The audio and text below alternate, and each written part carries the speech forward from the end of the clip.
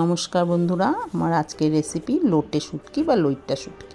শুটকি মাছটাকে আমি একটু উষ্ণ গরম জলে আধ ঘন্টা ভিজিয়ে রেখেছি। রসুন, কাঁচা লঙ্কা, শুকনো লঙ্কা একসঙ্গে লবণ দিয়ে আমি শিলনোড়ায় বেটে নিয়েছি। কড়াইতে সর্ষের তেল দিয়ে বেগুনগুলোকে ভেজে তুলে নিয়েছি। এবার ওই কড়াইতে আরেকটু সর্ষের তেল দিয়েছি, দিয়ে দুটো বড় পেঁয়াজ আমি এখানে দিয়েছি। পেঁয়াজটা একটু পরিমাণে বেশি দিতে হবে। পেঁয়াজটা একটু লাল করে ভাজা হলে ওর মধ্যে আমি বাটা মশলাটাকে দিয়ে দিচ্ছি। মশলাটা ভালো করে কষিয়ে নিতে হবে।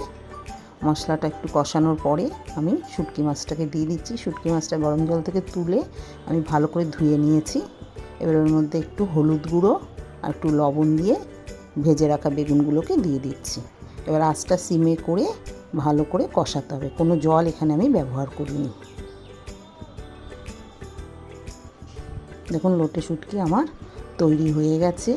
দেখা হবে নতুন কোনো রেসিপি নিয়ে। সবাই ভালো থাকবেন, সুস্থ থাকবেন। ধন্যবাদ।